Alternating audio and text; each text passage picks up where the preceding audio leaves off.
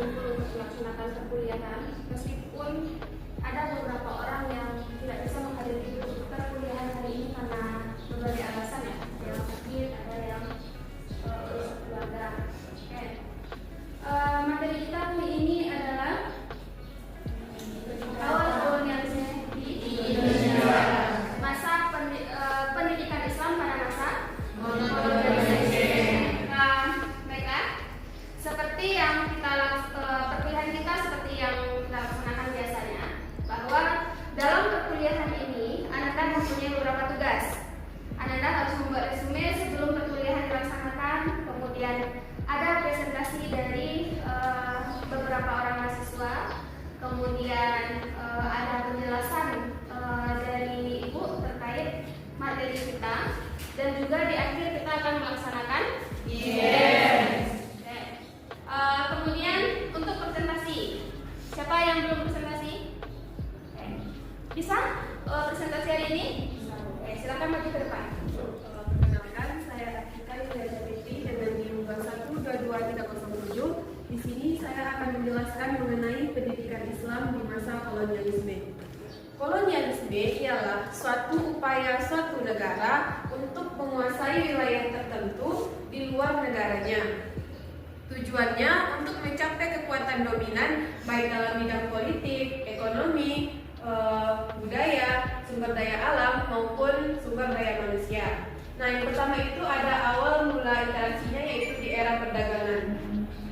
Pada abad ke-16, bangsa Eropa terutama bangsa Portugis dan Spanyol mulai berdatangan ke Nusantara. Tentang bagaimana keadaan masyarakat Indonesia pada masa kolonialisme, gantian antara bangsa Portugis, kemudian Inggris, kemudian Spanyol, lalu ada Belanda ya, silih berganti datang ke Indonesia. Kita berikan aplaus untuk Artika. Kita memang mempresentasikannya dengan baik. Itu yang presentasi itu. Jadi kita membawa resume ke depan itu sebagai panduan, bukan membaca resumenya. Oke. Terima kasih Artika. Selanjutnya silakan duduk. Makasih ya. Selanjutnya pembahasan tentang bagaimana pendidikan Islam pada masa kolonialisme ini. Jadi kalau kita berbicara kolonialisme itu pasti ada kolonialisme Belanda dan Jepang. Jadi kita fokusnya hanya ke dua negara ini saja. Karena memang walaupun Indonesia pernah dijajah oleh Portugis, oleh Inggris, oleh Spanyol, tapi itu tidak lama. Tidak lama, hanya kadang jarak beberapa bulan, kadang beberapa tahun gitu ya. Yang memang berpengaruh itu adalah Belanda dan Jepang. Oleh karena itu kita memfokuskan materi kita hari ini tentang bagaimana kondisi, bagaimana keadaan pendidikan Islam di Indonesia pada masa kolonialisme Belanda dan Jepang. Oke, Ibu minta salah satu dari Ananda untuk mempresentasikan materi ini. Pada masa kolonialisme ini, di Nusantara yang sangat berpengaruh yaitu ialah penjajahan Belanda dan penjajahan Jepang. Banyak pengaruh terhadap perubahan pendidikan Islam, di mana sistem pendidikan Islam itu telah mengalami perubahan. Yang awalnya itu ialah sistemnya khalafah, yaitu duduk melingkar, di mana siswa itu duduk melingkar di hadapan gurunya, dan juga sistem pendidikan itu dilaksanakan di masjid, surau, dan tempat-tempat yang lain. Namun ketika Belanda ini datang ke Indonesia, maka pendidikan Indonesia itu telah mengalami perubahan, yaitu dengan adanya madrasah dan sistem pendidikan itu sudah berjenjang, adanya tingkat dasar, menengah pertama dan menengah atas. Kita memantapkan pemahaman Anda terlebih dahulu terkait materi ini. Kemudian jika memang ada yang Anda tidak pahami, silakan ditanyakan. Baru kemudian kita melaksanakan kuis.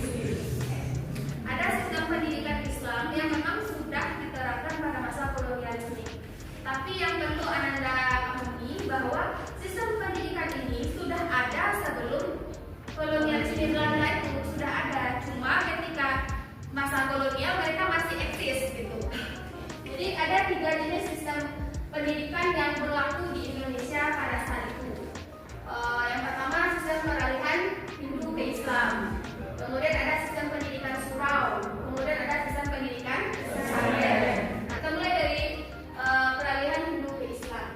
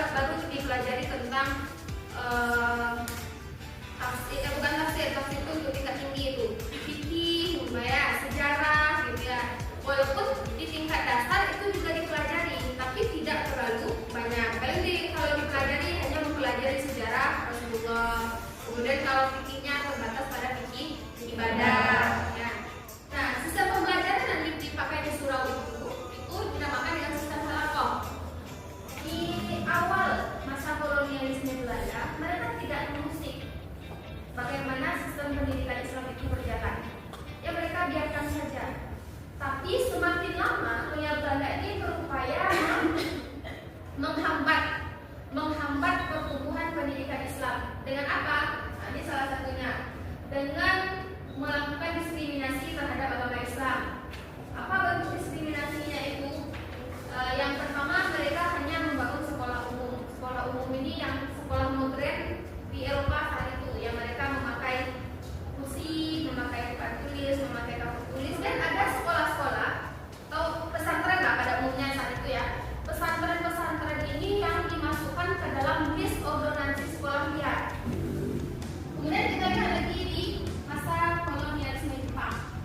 Nah, masa kolonialisme Jepang ini dihapusnya garis kependidikan itu. Jadi tidak ada yang namanya sekolah umum atau sekolah pemerintah dan sekolah Islam, ada sama. Tapi tujuan pendidikannya berubah dan materi pelajaran kurikulumnya itu tidak sesuai dengan tujuan pendidikan Islam.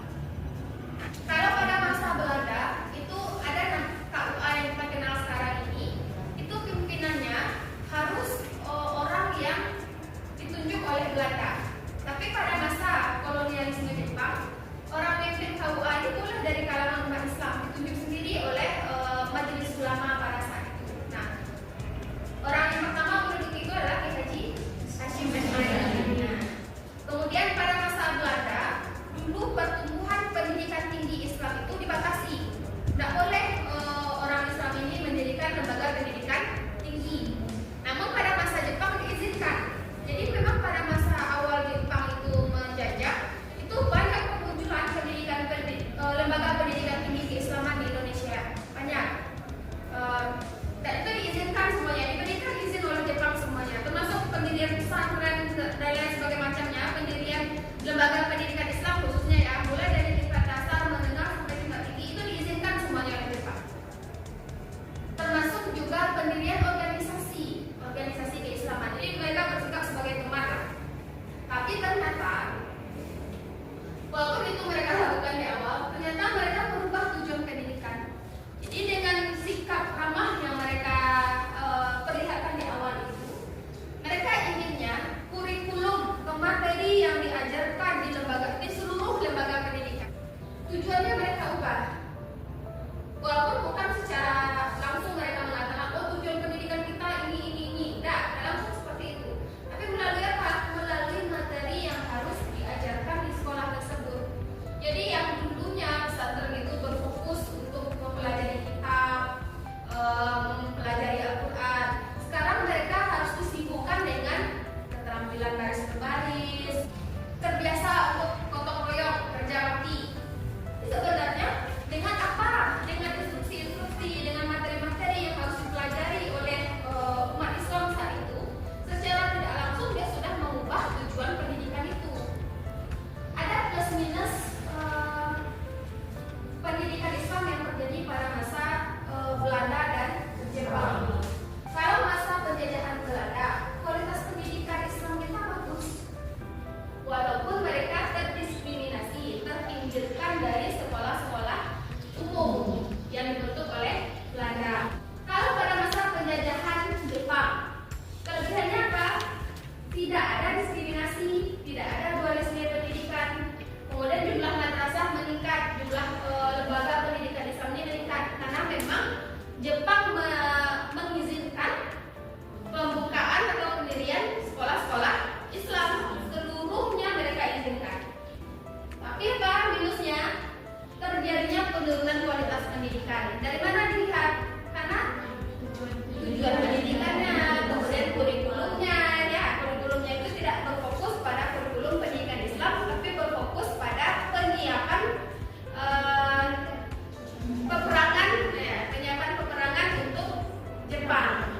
Jadi dari sini kan bisa kita lihat bagaimana perbedaan yang terjadi, perbedaan praktik pendidikan Islam yang terjadi pada masa Belanda dan masa Jepang. Ada pertanyaan? Kalau tidak ada pertanyaan, Ibu beri waktu 5 menit bagi Anda untuk menulis satu pertanyaan, satu saja. Silakan berdiri semua. Ini analisis ini soalnya. 5 ya.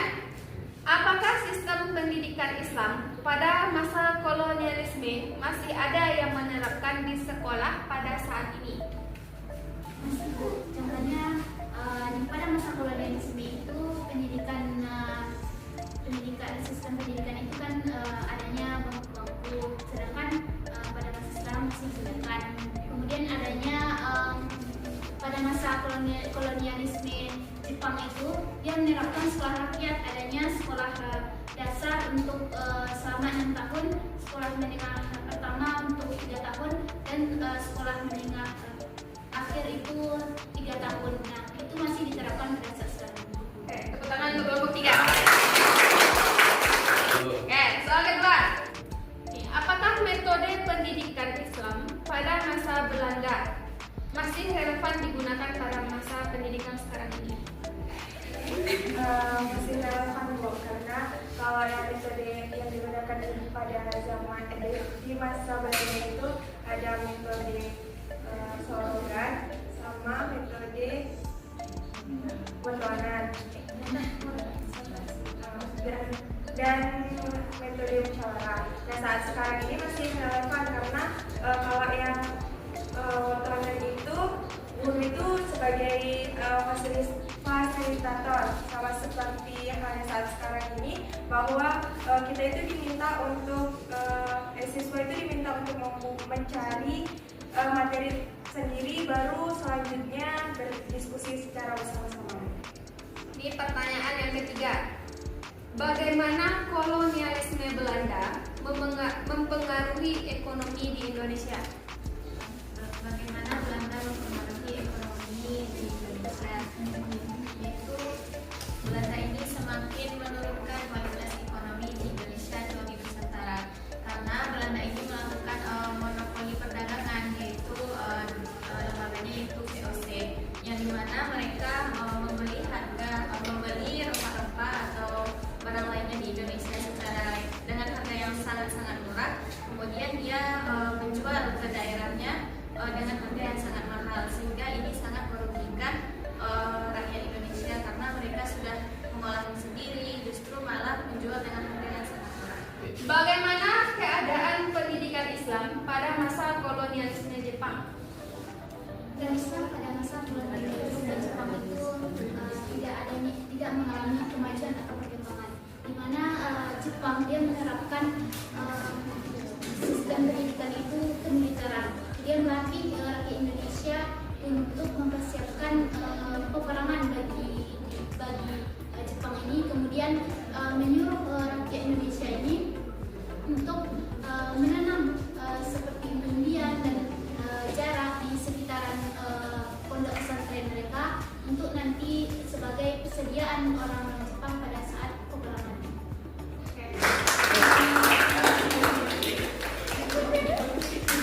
Dan dengan skor ini, maka menjadi pemenang kelompok berapa? 3. Salah satu dampak positifnya, adanya kolonialisme ini mendorong terjadinya modernisasi dalam sistem